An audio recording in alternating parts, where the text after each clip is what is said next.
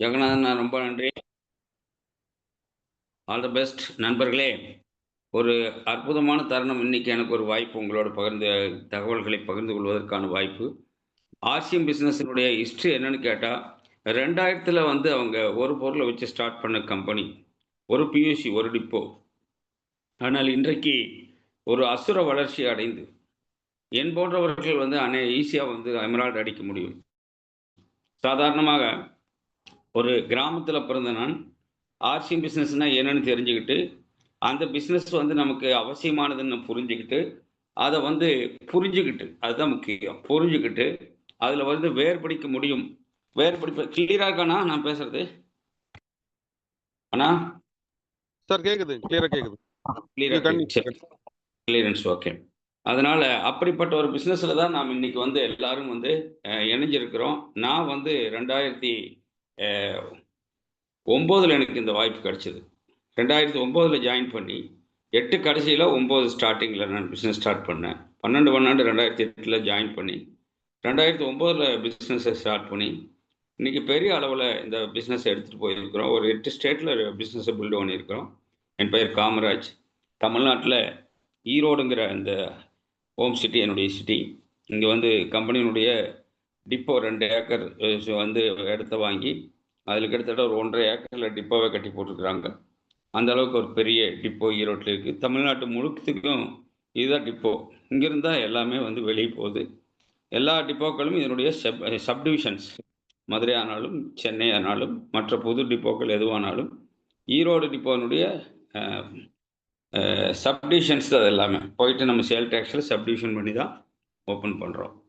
ஆனால் டோட்டல் தமிழ்நாட்டினுடைய சேல்ஸும் ஈரோடு டிப்போ மையமாக வச்சு தான் பண்ணிகிட்ருக்காங்க. கம்பெனி வந்து டேக்ஸ் கட்டுறாங்க. இப்போ நமக்கு இன்னைக்கு கூட்டம் எதற்காகன்னு கேட்டால், 2 மணிக்கு வர்றீங்க. அந்த 2 மணி ஜூமில் கருத்தாக எல்லாரும் வந்து நம்ம டீமில் இருக்கிறவங்க யாரெல்லாம் வந்திருக்கிறாங்க, யார் வரல, அதையெல்லாம் பார்த்து தயவுசெய்து நீங்கள் அவங்கள உள்ள எடுக்கலைன்னு சொன்னால் இந்த 2 மணி ஜூம் கூட்டம் உங்கள் டீமுக்கு பிரயோஜனம் இல்லாமல் போகும். சார் எல்லாத்துக்குமே வா இல்லை, யார் நீங்கள் கவனம் செலுத்தலையோ, யார் வந்து இந்த கூட்டத்தை வந்து வேணும்னு சொல்லி மக்களுக்கு கொண்டு போய் சேர்க்கலையோ அவங்களுக்கு தகவல் துண்டிக்கப்பட்டு போய் தகவலே தெரியாமல் அவங்க என்ன செய்வாங்கன்னு கேட்டால் ஒரு மாதிரியாக வந்து இருட்டுலகம் அந்த மாதிரி ஆயிடுவாங்க. அது இருக்கக்கூடாதுங்கிறதுக்காக தான் இந்த 2 மணிக்கு நாங்கள் விடாமல் இதை பண்ணுறோம். அப்போ எத்தனையோ பேர் இதற்கு விரோதமாகவும் இது வேண்டான்னு 2 மணிக்கு எங்களால் வர முடியலன்னு என்னென்னமோ பண்ணி பார்த்தாச்சு. ஆனாலும் என்னை ஆர்சிஎம்ல வழிநடத்தக்கூடிய என்னுடைய மகா குரு கோபகுமார் சார், ஆற்று நிறைய தண்ணி போகுது, அந்த ஆற்று தண்ணீரை எல்லாருமே பயன்படுத்துகிறாங்களான்னு கேட்டால் தேவையானவங்க தான் பயன்படுத்துகிறாங்க. அதே சிஸ்டம் தான். நீங்கள் வந்து உங்கள் வேலையை செய்யுங்க, அவசியமானவங்க அதை பயன்படுத்தி கொள்ளட்டும் அப்படின்னு சொன்னதுனால இன்னைக்கு 2091வது கூட்டத்தை நான் நடத்திட்டு இருக்கிறேன். நானும் சொல்ல முடியாது, நாமன்னு தான் சொல்லணும். காரணம் என்னன்னு கேட்டால், இந்த கூட்டத்தில் நான் மாதத்தில் ஒரு முறை வந்து பேசுகிறேன். அவ்வளோதான் என்னுடைய வாய்ப்பு. மீதி எல்லா நேரங்களிலும் ஓப்பனர் பின்னல் ஆரம்பித்து எல்லா பின்னச்சியவர்களையும் கொண்டு வந்து பேச வச்சு அவங்கள வந்து பயிற்சி கொடுத்து அதன் மூலமாக தமிழ்நாட்டில் இப்போ எல்லா இடங்களையும் பார்த்தீங்கன்னா home meetings, team meetings, zoom meetings, all meetings எல்லாமே தனித்தனியாக எடுத்து பண்ணக்கூடிய அளவுக்கு ஆட்கள் வந்துருக்காங்க. இதுதான் நாம் செய்ய வேண்டிய வேலை. இதுதான் நம்ம இப்போ பண்ணியிருக்கிற ஒரு பெரிய மகத்தான சேவை. ஜூம் மீட்டிங் வேணுங்கிறத எல்லாரும் புரிஞ்சுட்டாங்க. டீம் மீட்டிங் வேணுங்கிறது புரிஞ்சுட்டாங்க. செலிப்ரேஷன் வேணுங்கிறது புரிஞ்சுட்டாங்க. ஆனால் என்ன அப்படின்னு கேட்டால், செலிப்ரேஷன் பண்ணோன்னா நம்ம காசு சேர்க்கணும், டிக்கெட்டு போடணும், ஆட்களை திரட்டணும், இதெல்லாம் எவ்வளோ கஷ்டம் அப்படிங்கிறது அவங்களுக்கு வந்து ஒரு பெரிய சேலஞ்சாக இருக்கிறதுனால கம்பெனியில் பேசி இப்போ 6 மாதத்துக்கு ஒரு செலிப்ரேஷனு, நெக்ஸ்ட்டு ஒரு யூஎல்பி பிப்ரவரி முடிஞ்ச உடனே அடுத்து அதுலேருந்து ஒரு 6 மாதம் ஒரு செலிப்ரேஷன், வருஷத்தில் 2 செலிப்ரேஷன். யாரெல்லாம் குரோத் லீடர்கள் செலிப்ரேஷன் இதே தான். இப்போ நமக்கு கம்பெனி கொடுத்துருக்காங்க இல்லைங்களா, இதுதான் மாடல். என்ன மாடல்? 3 மாதம், எவ்ரி 3 மந்த்ஸு உங்களுடைய செகண்ட் லெக்கில் குரோத் காட்டணும். பின் அச்சீவ்மெண்ட்டுக்கும் உண்டு. அந்த பின் அச்சீவர்ஸு ப்ளஸ் குரோத் லீடர்ஸு ப்ளஸ் வந்து டாப் 10 பியூசி ப்ளஸ் வந்து டாப் 10 டிஎஸ் டிஸ்பிளே வாலு, செல்லரு, அதே மாதிரி செல்ஃப் ஐடி பர்ச்சேஸரு, டைமண்ட் கிளப்பரு இவங்களை எல்லாம் ரெக்கக்னைஸ் பண்ணுறதுக்கு 6 மாதத்துக்கு ஒருக்கா கம்பெனி செலவில் பண்ண சொல்லி கேட்டிருக்கிறோம். அதே மாதிரி யூஎல்பிகள் வந்து கடைசி டிஜிட்டல் ப்ரோக்ராம், கடைசி எல்இடி வால் ப்ரோக்ராம் ஈரோடு தான். அதுக்கப்புறம் எல்இடி வாலில் உங்களுக்கு எங்கேயும் இல்லை, எல்லா ப்ரொஜெக்டர் தான் பண்ண சொல்லியிருக்குது. அது மட்டும் இல்லை, அது நாங்கள் கொடுத்த யோசனையின் அடிப்படையில் நிறையா வந்து யோசனைகள் தமிழ்நாட்டில் வந்து சென்னையில் கூட்டம் போட்டு காட்டில் திருவள்ளூரில் கூட்டம் போட்டு ஸ்ட்ரென்த்து கம்மி இப்படியெல்லாம் சொல்லும்போது இப்போ நாங்கள் சொன்ன விஷயம் ஸ்ட்ரென்த்தை பேஸ் பண்ணாதீங்கோ. ஏன்னு கேட்டால் ஸ்ட்ரென்த்தை பேஸ் பண்ணால் நம்மளுக்கு என்ன இருக்காது, பெரிய ஸ்ட்ரென்த்தை நாங்கள் ஒரே இடத்துல கூட்ட முடியல. பல்வேறு இடங்கள்ல இருந்து வரக்கூடியவங்களுக்கு நிறைய இடர்பாடுகள் இருக்கனால ஸ்ட்ரென்த்தை பேஸ் பண்ண வேண்டாம் அப்படின்னு கேட்டதுனால ரிஜிஸ்ட்ரேஷன் அதிகமாக்கி கொடுங்க, எங்களுக்கு அதிக ரிஜிஸ்ட்ரேஷன் இருந்தால் நாங்கள் அதிக கூட்டங்கள் தரேன்னு சொன்னதுன்னு பேரில் இப்போ இந்த ஈரோடு, அதை எடுத்து கோயம்புத்தூர், அதை எடுத்து நம்ம அது இன்னும் கன்ஃபர்மேஷன் ஆகலை, ஆனால் அப்புறம் உங்களுக்கு சொல்லிடுறேன். இந்த வருஷத்தில் ஒரு இந்த மாதத்தில் ஒரு 3, அடுத்த இந்த மாதத்தில் 2, அடுத்த மாதத்தில் 1, 3. அது இல்லாமல் நெக்ஸ்ட்டு ஃபெப்ரவரியில் ஒரு 4 மீட்டிங்ஸ் மாதிரி கேட்டிருக்கிறோம். அதை 6 கூட பண்ணலாம். பட் என்னென்னா அவங்க கம்பெனி கேட்குறது 1500 பியூ பண்ணுவாங்க, 2500 பியூ பண்ணுவாங்க, 5000 பியூ பண்ணுவாங்க, ரிஜிஸ்டர் பண்ண சொல்லுங்கன்னு கேட்டாங்க. இப்போ நமக்கு அந்த ஆப்பு ரிஜிஸ்ட்ரேஷன் ஆப்பு சரியாக வேலை செய்யாதனால 20ஆம் தேதி தான் ஓப்பன் ஆகுறதுனால ஒரு சின்ன இன்ஸ்ட்ரக்ஷன் கொடுத்துருக்குறோம். அந்தந்த லீடர்கள் அவங்க ஐடிக்கு கீழே யார் யார் 5000 பிவி, 2500, 1500 பண்ணியிருக்காங்களோ அதையெல்லாம் பேப்பரில் எழுதி அவங்களே வந்து ரிஜிஸ்டர் பண்ண சொல்லியாச்சு. ஈரோடுன்னு போட்டு ரிஜிஸ்டர் பண்ண சொல்லியாச்சு. எதுக்காகனா ஈரோடு ஸ்ட்ரென்த்து ஜாஸ்தி இருக்கணுங்கிறதுக்காக. அந்த இப்போ ரிஜிஸ்டர் பண்ண அந்த எழுதின பேப்பரை நீங்கள் மிஸ்டர் ஏரியா மேனேஜருக்கு அனுப்பி வச்சா உங்கள் டீமில் இத்தனை பேர் பங்கெடுத்த மாதிரி அவர் ஒரு கணக்கு காட்டுவார். உங்கள் டீமில் பங்கெடுக்கிறதுக்கும் தடை இல்லை. இப்போ முன்ன யூஎல்பியில் கம்பல்சரி 1500 பண்ணவங்க தான் 2 பேர்த்துக்கு கூப்பிட்டு வரணும் அப்படிங்கிற மாதிரி தான் இருந்துச்சு. இப்போ நம்ம கொஞ்சம் பேசி லிபரல் ஆக்கி புது ஆட்களை கொஞ்சம் அலோவ் பண்ணுங்க அப்படின்னு சொன்னதுனால அதை ஈக்குவல் பண்ணுறதுக்காக புது ஆட்களை நம்ம இப்போ அலோவ் பண்ணுறாங்க கம்பெனி. அப்போ ஈரோடு ஃபஸ்ட் டைமு ஈரோட்டில் வந்து நீங்கள் என்ன செய்யலாம், நியூ பிரான்ச்சை நிறையா கொண்டு வரலாம். அதுக்கான வாய்ப்புகளை கம்பெனி கொடுத்துருக்குது. இந்த ரிஜிஸ்ட்ரேஷன் அதுக்கு வந்து மேட்ச் பண்ணிக்கலாம். இப்போ கொஞ்சம் ஆப் ப்ராப்ளம் இருக்கிறதுனால அது கொஞ்சம் ஈஸி. அடுத்த கட்டமாக என்னென்னு கேட்டால் யூஎல்பியை எச் பண்ணுறோம்னு சொல்லியிருக்கிறோம். அது மட்டும் இல்லை நிறைய இடங்களில் கொடுங்கன்னு கேட்டுக்கிறோம். இப்போ நீங்கள் 500 அதாவது ஸ்ட்ரென்த் அடிப்படையில் யூஎல்பி நடத்துனது போய் இப்போ நாங்கள் வந்து என்ன செய்யணும், ரிஜிஸ்ட்ரேஷன் அடிப்படையில் கொடுங்க. யார் அதிகமாக பண்ணியிருக்காங்க, சென்னையில் அதிக ரிஜிஸ்ட்ரேஷன் இருந்தால் சென்னைக்கு ஒரு ப்ரோக்ராம் கொடுங்க, ஜாஸ்தி வேண்டாம், சென்னையில் ஒரு 150 ரிஜிஸ்ட்ரேஷன் தான் சென்னைக்கு ஒரு ப்ரோக்ராம் ஃபிக்ஸ் பண்ணுங்க, வேணால் இடம் மாற்றி மாற்றி போட்டுக்கலாம். அதே மாதிரி மதுரையில் ஒரு 150 இருந்தால் மதுரைக்கு ஒரு ப்ரோக்ராம் ஃபிக்ஸ் பண்ணுங்க, கரூரில் 150 இருந்தால் கரூருக்கு ஒரு ப்ரோக்ராம் ஃபிக்ஸ் பண்ணுங்க, திருநெல்வேலி 150 இருந்தால் திருநெல்வேலிக்கு ஒரு ப்ரோக்ராம் ஃபிக்ஸ் பண்ணுங்க. அது மாதிரி கேட்டிருக்கிறோம். அது மாதிரி கம்பெனி அதை வந்து பரிசீலனை பண்ணிட்டுருக்காங்க. எதுக்காகனா பரவலாக்கப்பட வேண்டும். 150 × 6 மீட்டிங்னா 900 பேர்த்து நம்ம ஒரு மாதத்தில் சந்திக்க முடியும், 3 மாதத்துக்கு இருக்க சந்திக்கிறோம். அப்போ அது என்ன ஆகுன்னா கொஞ்சம் விரிவாகும். அந்த 150ங்கிறது ஒரு 200 பேர் ஹால் புக் பண்ணி ஒரு 150 ரிஜிஸ்ட்ரேஷன், ஒரு 50 நியூ ஹேண்ட்ஸுங்கிற மாதிரி கொண்டு வந்தோம்னா பெரிய அளவில் ஆர்சிஎம் வந்து தமிழ்நாட்டில் ரீச் ஆகும். இந்த கூட்டங்கள் மூலமாக தான் நம்ம அந்த 6 மாதத்துக்கு ஒரு செலிப்ரேஷன் வந்து அவங்களே அவார்டு கொடுத்துறாங்க, கம்பெனியே வந்து எல்லா அவார்டும் கொடுத்துட்றாங்க, நமக்கு செலவு இல்லை. இதில் முதல் கட்டம். 2வது கட்டம் பியூசிகள் எல்லாம் 2 கிலோமீட்டருக்கு ஒன்று, 3 கிலோமீட்டருக்கு ஒன்று அப்படின்னு இருந்ததை மாற்றி இப்போ வந்து மாற்றி கேட்டுக்கிறோம். எப்படின்னா இந்த கிலோமீட்டர் கணக்கு வேண்டாம், பாப்புலேஷன் கணக்கில் கொடுங்க. கிலோமீட்டர் கணக்கில் கேட்டால் என்ன ஆகும், உங்களுக்கு வந்து ஒரு 1,00,000 பேர் இருக்கிற ஒரு ஏரியாவில் 2 கிலோமீட்டருக்கு சுற்றி அளவில் ஒரு 20,000 30,000 பேர் இருந்தால் அவ்வளோ பேரும் வந்து ஆர்சிஎம்குள்ளே கொண்டு வரதுக்கு அந்த பியூசிக்காரனால் முடியல.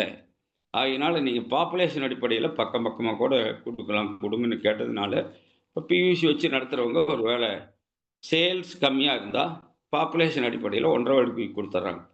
இப்போ 1.5 வேர்ல்டு ப்ரைம், அதை டிஸ்ட்ரிக்ட் ஒன்று கூட கேட்டிருக்கிறோம், 1.5 வேர்ல்டு ப்ரைம். ஏன்னா முன்ன காலங்களில் இவங்க இருக்கிறவங்களுக்கு தெரியுமான்னு எனக்கு தெரியாது. அசோக் குமார் சாருக்கு தெரியும், ஏன்னா பழைய ஆள், அவர் ஜெகநாதனுக்கு தெரியும். கம்பெனியே வந்து என்ன பண்ணாங்கன்னு கேட்டால் அவுட்லெட் ஓப்பன் பண்ணாங்க. அதுக்கு பேர் ஆர்எஸ்பி, அதாவது அதே மாதிரி பஷார் ஷாப்பிங் பாயிண்ட்டுக்கு அப்புறம் 15 லட்சத்துக்குள்ளே இருந்தால் ஷாப்பிங் பாயிண்ட்டு அது கம்பெனி ஓப்பன் பண்ணி கொடுத்துரும். அதுக்கப்புறம் உங்களுக்கு 25 லட்சம் ரூபாய்க்கு மேலே பொருள் இருந்தால் அது வந்து பஷார்னு சொல்லிட்டு சென்னையில் இருந்தது, பஸார் இருந்தது, கிருஷ்ணகிரியில் ஷாப்பிங் பாயிண்ட் இருந்தது, மேட்டுப்பாளையத்தில் ஷாப்பிங் பாயிண்ட் இருந்தது, ஈரோட்டில் ஷாப்பிங் பாயிண்ட் இருந்தது. ஷாப்பிங் பாயிண்ட்டுங்கிறது கம்பெனி அவுட்லெட். இதே மாதிரி தான் டிப்போவுக்கு என்ன ப்ரொசீஜரோ அதுதான் ஷாப்பிங் பாயிண்ட்டுக்கும் ப்ரொசீஜரு. இப்போ அந்த மாதிரி மால் போட்டிருக்கிறாங்க கம்பெனி. இப்போ வந்து ப்ரைம் போட்டிருக்கிறாங்க. ப்ரைம் எல்லாம் வந்து கம்பெனி போட்டு கொடுக்க சொல்லி நம்ம கேட்டிருக்கிறோம். இன்வெஸ்டர்ஸ் வந்து வரமாட்டாங்க நம்ம ஆளுங்க. ஏன்னா கம்பெனி ஒரு ப்ரைம் ஓப்பன் பண்ணி கொடுத்தா அது வந்து அவங்க 2 பர்பஸ்க்கு யூஸ் பண்ணலாம். ஒன்று வந்து அவங்க மக்களுக்கும் சேல் பண்ணலாம். சேல்ஸு இங்கே பொருள் நின்றுச்சுன்னா அதை தூக்கி டிப்போவில் கொடுத்தும் அவங்க எடுத்துகிட்டு போயிடலாம். 2 in 1 பண்ண முடியும். அதெல்லாம் டிஸ்கஷனில் இருக்குது. அதனால் உங்கள் டீமில் இருக்கிறவங்கள யாரும் உள்ளே வராமல் இருந்தால் உள்ளே எடுத்தீங்கன்னா அவங்களுக்கு இது ஒரு பெரிய தகவலாக போய் சேரும். இதன் மூலமாக புது ஆட்கள் கூட நீங்கள் என்ன செய்வாங்கன்னா பெரிய அளவில் பண்ணலாங்கிற எண்ணத்துக்கு வருவாங்க. அதுதான் வந்து இப்போ நடந்துட்டு இருக்கிறது, ஃப்யூச்சரில் வரும். அதே மாதிரி டிப்போக்களும் நீங்கள் 150 கிலோமீட்டருக்கு ஒரு டிப்போவெல்லாம் சாத்தியமே இல்லை. ஏன்னு கேட்டால் அவ்வளோ தூரம் போய் காசு செலவு பண்ணி 8% வந்து எடுத்துகிட்டு வந்து சேல் பண்ணி பிழைக்கிறது கஷ்டமாக இருக்குது. ஏதோ செய்கிறாங்க, அவ்வளோதான். ஆனால் தமிழ்நாட்டை பொறுத்த வரைக்கும் எங்களுடைய இன்ஃப்ராஸ்ட்ரக்சர் எப்படின்னு கேட்டால், நாங்கள் பாப்புலேஷன் அடிப்படையில் டிப்போ கொடுங்க. எவ்வளோ பாப்புலேஷன் இருக்குது அதுக்கு தகுந்த மாதிரி டிப்போ ஓப்பன் பண்ணுங்க. நாங்கள் சேல்ஸ் அதிக பண்ணி காட்டலாம், புது கடைகளை போடலாம் கேட்டுக்கிறோம். கிட்டத்தட்ட கம்பெனி செவி சாய்ச்சிட்டு தான் இருக்கிறாங்க. என்ன காரணம்னு கேட்டால், இப்போ நமக்கு வந்து டிசிஜி காலங்கள் வேறு, இப்போ நம்முடைய காலங்கள் வந்து என்னென்னா சௌரப்ஜி காலம். நல்லா ரெஸ்பான்ஸ் பண்ணுறாரு. காரணம் என்னென்னு கேட்டால், இந்த மாதிரி விஷயங்களில் இப்போ பாருங்கள், இது வரைக்கும் முன்ன எப்போதும் இல்லாமல் இப்போ பார்த்தீங்கன்னா கோடிக்கணக்கில் செலவு பண்ணி கூட்டங்கள் நடத்துகிறாங்க. கோடிக்கணக்கில் செலவு பண்ணி ரூபாந்தரன் யாத்திரை நடத்துகிறாங்க. கோடிக்கணக்கில் செலவு பண்ணி என்ன பண்ணுறாங்க, இப்போ வந்து செலிப்ரேஷன்ஸ் பண்ணுறாங்க. அது இல்லாமல் யூஎல்பி குயிக்ஸ் பண்ணுறாங்க. யூஎல்பி குயிக்ஸ் நம்ம தான் செலவு பண்ணோம். யூஎல்பிஎல் பண்ணுறாங்க. யூஎல்பிஎலுக்கு அடுத்தது என்ன, செலிப்ரேஷன். அதுக்கப்புறம் என்னது, இயர்லி செலிப்ரேஷன். இது மாதிரி நமக்கு பார்த்தீங்கன்னு சொன்னால் ஒரு சிஸ்டத்தை கம்பெனியாக கொண்டு வந்துருச்சு. பெங்களூரில் வந்து மைசூரில் வந்துட்டு நம்ம செலிப்ரேஷன் 23rd நினைக்கிறேன், 23rd செலிப்ரேஷன் வந்து மைசூரில், சவுத் இந்தியாவில் மைசூரில் வச்சுருந்தோம். இப்போ அந்த மைசூர் ப்ரோக்ராமை நம்ம இடம் மற்றதெல்லாம் பார்த்து கொடுத்து நம்ம டீமில் ராயல்டி அச்சீவர் புவனேஸ்வரன். இப்போ அங்கே வந்து நம்ம எம்டி சார் வந்திருந்தார். அவரை நாங்கள் சந்தித்து கேட்டபோது, இந்த மாதிரி தமிழ்நாட்டுக்கு ஒரு தனியாக கொஞ்சம் கவனம் செலுத்தினீங்கன்னா நாங்கள் வந்து பெரிய அளவில் பண்ண முடியும்னு கேட்டபோது, அவர் பர்சனல் நம்பரையும் கொடுத்து, எனக்கும் அவர் மைக்கேல் சாருக்கும் கொடுத்தார். மைக்கேல் வச்சுருக்காருன்னு தெரியாது. எதுவானாலும் எங்களை கூப்பிடுங்க, என்னை கூப்பிடுங்க, நான் உங்களுக்கு பண்ணித்தரேன்னு சொன்னார். அது மட்டும் இல்லை, அவர் சொன்ன விஷயம், ஒரு ஐடி வந்து மாறி போச்சு, பிளாக் ஆயிடுச்சு, கம்ப்ளைண்ட் போட்டு பிளாக் பண்ணிட்டாங்க. இப்பவும் அது அந்த நடைமுறை கம்ப்ளைண்ட் இருக்குது. ஒரு கம்ப்ளைண்ட் போனால் கம்பெனி பிளாக் பண்ணி விட்ருவாங்க. ஆனால் பிளாக் ரிலீஸ் பண்ணுறது ரொம்ப கஷ்டப்படணும். அதனால் அந்த பிளாக் பண்ண ஐடியை நாங்கள் ரிக்வெஸ்ட் பண்ணோம். அப்போ எம்டி சார் சொன்னார், யாரை நம்பி ஆர்சிஎம்ல சேர்ந்தீங்க, உங்கள் லீடரை நம்பி சேர்ந்தீங்களா, என்ன நம்பி சேர்ந்தீங்களான்னு கேட்டார். கம்பெனி நம்பி தான் சேர்ந்தோன்னார் அவர். அப்போ கம்பெனி மேலே நம்பிக்கையாகுங்க. உங்களுக்கு நாங்கள் மீட்டிங் நடத்தி தருவோம், நாங்களே வந்து என்ன செய்வோம், சர்வீஸ் பண்ணி தருவோம், நாங்களே உங்களுக்கு செலிப்ரேஷன் வச்சு தருவோம், நாங்களே உங்களுக்கு எல்லாமே பண்ணுவோம். நீங்கள் ஆர்சிஎம்ல ஜாயின் பண்ணிட்டீங்களா, பொருள் வாங்குங்க, டீம் போடுங்க, பெரிய அளவில் பண்ணுங்கள், உங்களால் இயன்ற வரைக்கும் பண்ணுங்கள், நாங்கள் எங்களால் இயன்ற சப்போர்ட் உங்களுக்கு தர்றோம். அதுதான் நீங்கள் செய்ய வேண்டிய வேலை. அதை விட்டுட்டு நீங்கள் இந்த லீடர் சரியில்லை, அந்த லீடர் சரியில்லை, அவர்கிட்ட போனால் பரவாயில்ல, இவர்கிட்ட போனால் பரவாயில்லன்னு நீங்கள் போகிறதா இருந்தால் நீங்கள் கம்பெனியை இன்சல்ட் பண்ணுறதாக ஆகிடும். அது மட்டும் இல்லை, ஜென்ரேஷன் பெனிஃபிட்டில் ஒரு பிஸ்னஸ்ன்னு போய் வாய்களே பேசிட்டு நீங்கள் அதுக்கப்புறம் ஒரே ஜென்ரேஷன் ஒரே இடத்துல ஒரு ஆளை கட் பண்ணி அவருக்கு ஒரு பிஸ்னஸே இல்லாமல் டீமே இல்லாமல் பண்ணுறது எந்த வகையிலும் நியாயம். ஆகினால் அதை நாங்கள் விரும்புகிறதே இல்லைன்றார் டிசி. இப்போ கூட அதை அவர் விரும்புறதில்லை. டீம் ஆடுறது, டீம் சேசிங் அது விரும்புறதில்லை. என் அன்பான வேண்டுகோள், நான் உங்களுக்கு எல்லாத்துக்குமே இந்த டீம் சேசிங்கே வேண்டாம். காரணம் என்னன்னு கேட்டால், அவங்க அங்கே செய்ய முடியாது, இங்கே வந்து செய்ய போகிறது இல்லை. அவங்களுக்கு தெரியல, புரியல. புரியாத ஆளுகளை நாம் புரிய வைக்கவும் முடியாது. புரியவே மாட்டேன்னு ஆனால் இப்போ எந்த கூட்டத்துக்கும் வர்றதில்லை, எந்த ஜூம் மீட்டிங்க்கு வர்றதில்லை, எந்த ஹால் மீட்டிங்க்கு வர்றதில்லை, எந்த கன்சிஸ்டன்சியும் பண்ணுறதில்லை. அப்புறம் என்னது, லீடர்களில் வந்து டச்சில் இல்லை, அப்புறம் டீம் டச்சில் இல்லை, டவுன்லைனோட பேச்சுவார்த்தை இல்லை, அவரு கூட பேசாத இவரு கூட பேசாதுன்னு குறுக்காட்டி வைக்கிறது. அப்புறம் ஆர்சிஎம் விட்டுட்டு வேற எங்கேயாச்சும் போய் வேற ஏதாச்சும் பிஸ்னஸ் பண்ணுறது, இவரை பார்த்து அவங்க போய் பண்ணுறது, இதெல்லாம் தான் வந்து டீமில் செய்யக்கூடாத வேலைகள். இதை செய்யறதுனால என்ன ஆகுன்னு கேட்டால் டீம் காலி ஆகும். இப்போ உதாரணத்துக்கு நான் சொல்கிறேன், ஒரு நண்பர் நல்ல கிட்டத்தட்ட அவர் ஒரு பெரிய ஸ்டேஜ் ஸ்டார் எமரால்டுங்கிற ஸ்டேஜுக்கு வந்தவர். கவுக்குமார் கப்ளைனில் இருந்தார், பேர் சொல்ல விரும்பல. அவர் வந்து என்ன செய்தார்னு கேட்டால் ஆர்சிஎம்மை விட்டுட்டு, ஆர்சிஎம்மில் நல்ல கமிஷன் வர ஆரம்பிச்சிருச்சு. நல்ல கமிஷன் ஒரு 2.5 லட்சம் 3 லட்சம் வர ஆரம்பிச்சிருச்சு. இப்போ அவர் என்ன செய்ய ஆரம்பித்தார், ஆர்சிஎம்மை விட்டுட்டு ரியல் எஸ்டேட்டுக்கு ஓடி போனார். அப்போ என்ன ஆச்சு, ரியல் எஸ்டேட் பண்ணிட்டு ஆர்சிஎம் பக்கம் வரல. காலப்போக்கில் அவருடைய டீம் கொலாப்ஸ் ஆச்சு. சர்வீஸே இல்லை, கொலாப்ஸ் ஆயிடுச்சு. சர்வீஸுங்கிறது அவர் ஒரு சிஸ்டத்தில் அவங்கள அட்டாச் பண்ணவே இல்லை. இப்போ ரெகுலர் மீட்டிங்ஸ் நடக்குது, ரெகுலர் ஆல் மீட்டிங்ஸு மீட்டிங்ஸ் நடக்குது. லீடர்களை சிஸ்டத்தில் அட்டாச் பண்ணால் அந்த ரெகுலரைஸ் தானாக வரும், தானாக வந்து பிஸ்னஸ் வரும். அவர் எதுவுமே பண்ணலை. அவர் பாட்டுக்கு விட்டுட்டு போனார், ரியல் எஸ்டேட் பண்ணிட்டு இருந்தார். திரும்பி வந்து பார்க்கல அவருக்கு டீம் இல்லை. இப்போ அவர் ஆர்சிஎம்லேயே இல்லை. 2 வாட்டி மெட்ராஸுக்கு வந்தார், மெட்ராஸ் வந்து பார்த்தாரு. நம்ம டைமண்ட் சார் வந்து அவரை சட்டையாக பண்ணிக்கல. ஏன்னு கேட்டால் அவருக்கு தெரியும் இந்த மாதிரி ஆளுகளை பெருசாக வளர்க்கக்கூடாது. அதனால் அவர் அதோடு சரி ஆர்சிஎம் விட்டுட்டார். ரூபியோட ஒரு ஆள் ஆர்சிஎம் விட்டுட்டார். என்னையும் சேர்த்து கூட கூப்பிட்டார், வாங்க கம்பெனி க்ளோஸ் ஆகி போச்சு, நம்ம இதை பண்ணலாம் வாங்கன்னு என்னையும் சேர்த்து கூப்பிட்டார் அவர். நான் சொன்னேன், செஞ்சால் ஆர்சிஎம் பண்ணுறேன் சார், இல்லைன்னா பரவாயில்ல, நான் வேலை பார்த்தே பொழைச்சிக்கிறேன்னு சொல்லிட்டு நிப்பாட்டிட்டு. ஆனால் இன்னைக்கு ஆர்சிஎம் பார்த்தீங்கன்னு சொன்னால் அசுர வேகத்தில் போயிட்டுருக்கு. இப்போ சமீப காலத்தில் கொஞ்சம் பேர் என்ன பண்ணுறாங்க, நாங்கள் அந்த காயின் போய் வாங்குகிறோம், இந்த காயின் போய் வாங்குகிறோம், அப்படி பண்ணுறோம், இப்படி பண்ணுறோம். பிச்சுக்குமார் தான் அன்னைக்கு ஒரு வார்த்தை கேட்டார், சரியா வந்து பேப்பர் இல்லாத கரன்சி இல்லாத மணி வரதான் போகுது, நாங்கள் வேணால் ஒத்துக்கிறோம், ஆனால் அது உங்கள் மணி தானே, என்ன நிச்சயம், நீ வச்சிருக்கிற காயின் தான் அந்த காயின்னு எனக்கு என்ன தெரியும். அதனால் இந்த காயின் வேலையெல்லாம் நம்மகிட்ட வேண்டாம், அது கவர்மெண்ட் மோடி சார் பார்த்துக்குவார், கவர்மெண்ட் அனௌன்ஸ் பண்ணட்டும், அப்புறம் நாங்கள் பார்த்துக்கிறோன்னு கூட்டத்திலே சொன்னார் பிச்சைக்குமார் சார். அதுதான் உண்மை. இப்போ நமக்கு என்னன்னு கேட்டால், ஒரு அரசாங்கம் நமக்கு இதை வாங்குங்கன்னு சொல்லாமல், அரசாங்கம் இதை யூஸ் பண்ணுங்கன்னு சட்டம் போடாமல், எவனோ ஒருத்தர் உள்ள புகுந்து ஏதாச்சும் ஒரு உழப்பு விட்டு பண ஆசையை சொன்னால், பண ஆசையை கிளப்பி உடனே என்ன செய்கிறாங்க, கொண்டு 65 லட்சம் ரூபாய் கட்டியிருக்காரு என்னுடைய கொலிக்கு ஒருத்தர். ரிட்டையர்மெண்ட் பணத்தை வாங்கி அதை வச்சிருக்க தெரியாமல் பேராசைப்பட்டு 65 லட்சம் ரூபாய் கொண்டு போய் கட்டி போட்டார். ஆனால் இன்னைக்கு வாங்க முடியாமல் கோர்ட்டுக்கு அலைஞ்சிட்டு இருக்கிறார். பிட்காயின்ல தான் கொண்டு போய் போட்டுக்கிறார். நிறைய கான்செப்டுகளை கொண்டு போய் விட்டுட்டார். இனி ஒரு ஆள் இப்போ சொன்ன தங்களோட பெயர்களை சொல்ல வேண்டாம், இனி ஒரு ஆள் மைவித்திரியில் போய் சும்மா படாத பாடு விட்டு கடைசியில் புருஷனையும் கொண்டாட்டியும் கொண்டு போய் காட்டில் வச்சு கழுத்தறுத்து போட்டு போயிட்டாங்க. அது நடந்துச்சு சமீபத்தில். இதுதான் பேராசை பெருநஷ்டம். இது மாதிரி தேவையில்லாமல் போய் ஆர்சிஎம்மை விட்டுட்டு, இன்னும் சொல்ல போனால் ஒரு ஆள் இருக்கிறாரு, ஆர்சிஎம்ல நல்ல காசு வருது, சம்பாதிக்கிறோம், நல்ல காசு, நல்ல டீம் செட் ஆயிடுச்சு. அதை எடுத்துட்டு போய் இன்னொரு கான்செப்ட்ல போட்டார். ஆர்சிஎம் விட்டுட்டு, ஆர்சிஎம்க்கு நாங்கெல்லாம் வாங்குன்னு டெவலப் பண்ணி கொடுக்கறதுனால அவருக்கு காசு வருது. இந்த மாதிரி ஆளுங்க திருப்பி வரும்போது டீமில் ஒரு அட்டாச்மெண்ட் இல்லாமல் போயிடுது. டீம்காரங்க இவங்களை விரும்புறது இல்லையான்னு கேட்டால் கொஞ்ச நாள் இவர் வந்து இல்லை, அதனால் அவரை போய் நான் ஃபாலோ பண்ணுறது முறையில்லைன்ட்டு இப்போ டீம் விட்டுட்டாங்க. யாரை ஃபாலோ பண்ணுறாங்க, ஆக்டிவ் லீடர்களோட டச் ஆகிட்டாங்க. இதெல்லாம் ஆர்சிஎம் நடக்கும். எனவே நமக்கு ஒரு வாய்ப்பு கிடைச்சிருக்குது. 18 படி ஏறி போனால் தான் நீங்கள் வந்து ஐயப்பனையே தரிசிக்க முடியுது. 4வது படியிலே நீங்கள் 8 சைடில் குதிச்சிட்டிங்கன்னா நீங்கள் போகக்கூடிய அந்த நோக்கம் நிறைவேறாமல் போயிடும். ஒரு கரத்தில் கோர்ட்டில் போகணும், மல்யுத்தம் பண்ணால் கூட சரியான இடத்துல தான் பஞ்ச் கொடுக்கணும், சும்மா கண்டதனமாக அடிக்கக்கூடாது.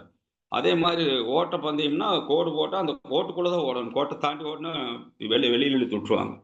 இதெல்லாம் நம்ம எதுக்காக சொல்கிறோன்னு சொன்னால், ஆர்சிஎம்முக்கும் ஒரு ரூல்ஸ் இருக்குது, ஒரு ரெகுலேஷன்ஸ் இருக்குது, ஒரு எத்திக்ஸ் இருக்குது. அதை ஃபாலோ பண்ணாத ஆளுங்க நீங்கள் ஆர்சிஎம்குள்ளே வந்தும் பிரயோஜனம் இல்லை, ஆர்சிஎம்குள்ளே இருந்தும் பிரயோஜனம் இல்லை.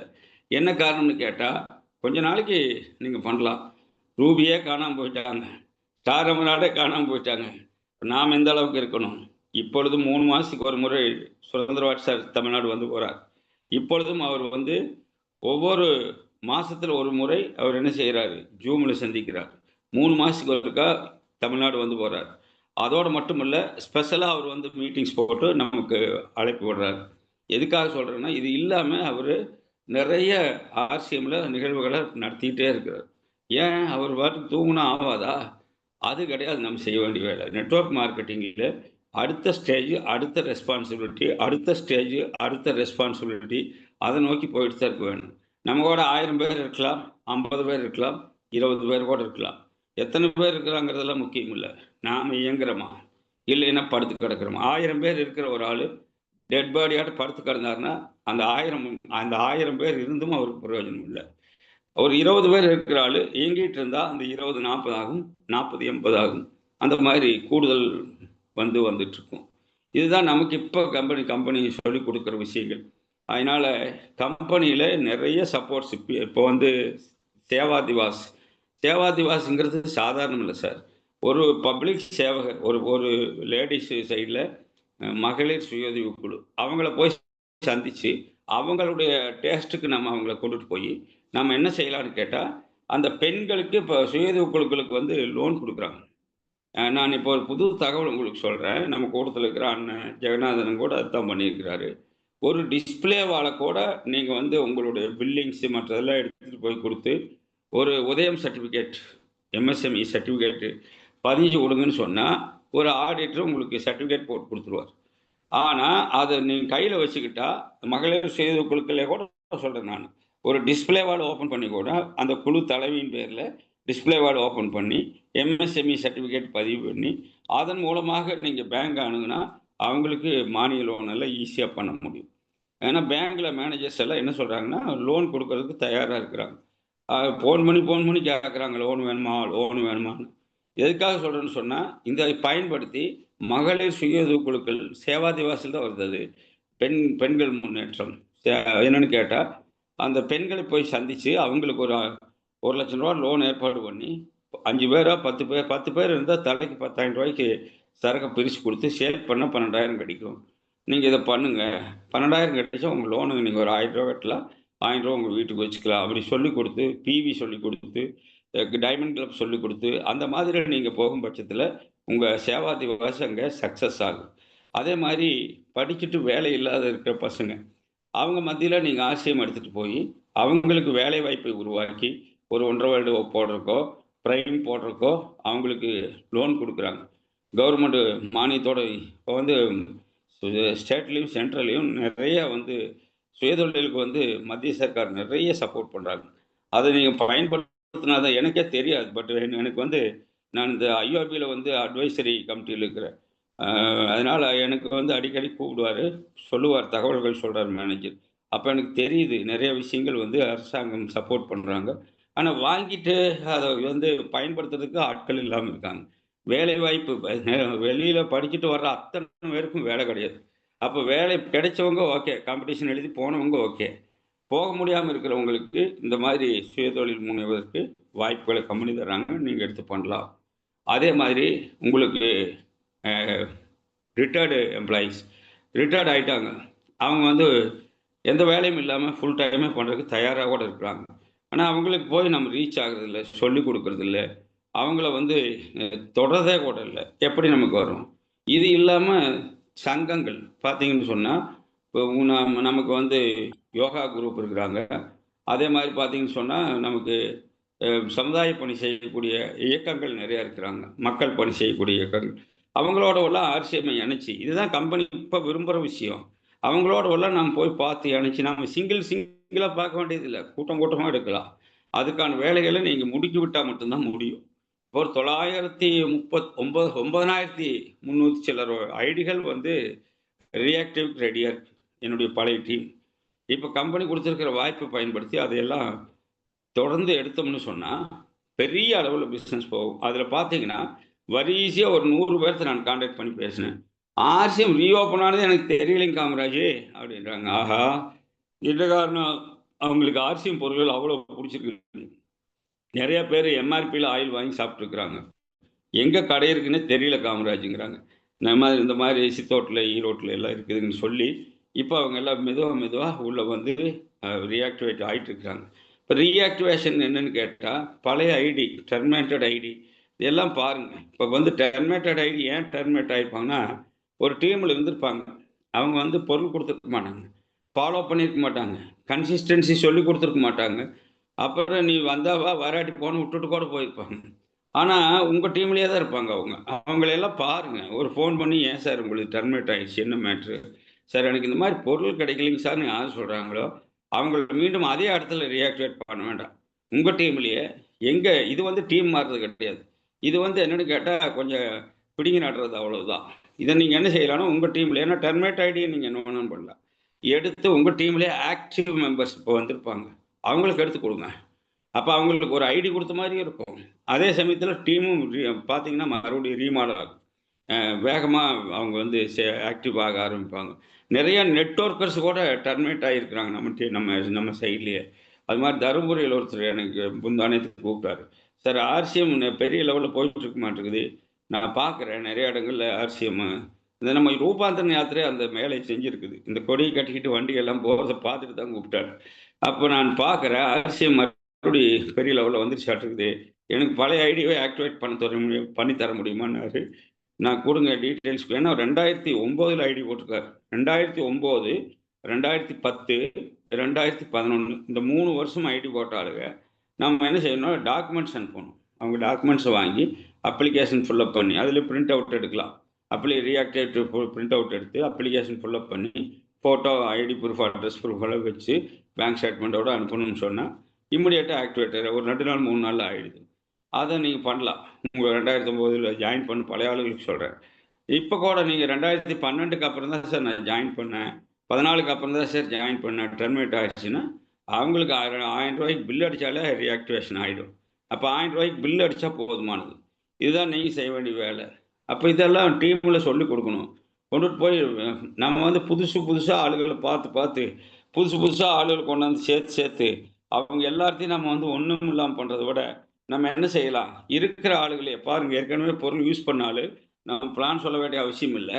ஏற்கனவே ஆர்சிஎம் வந்து தெரிஞ்ச ஆள், ஆர்சிஎம் மேல் நன்மதிப்புள்ள ஒரு ஆள், அவரை விட்டுட்டோம். நம்ம அவரை விட்டுட்டோம்ங்கிறத விட தவற விட்டுட்டோம். அது தவறு செஞ்சிட்டோம். அவங்கள நம்ம கொஞ்சம் ஃபாலோ பண்ணால் போதும்.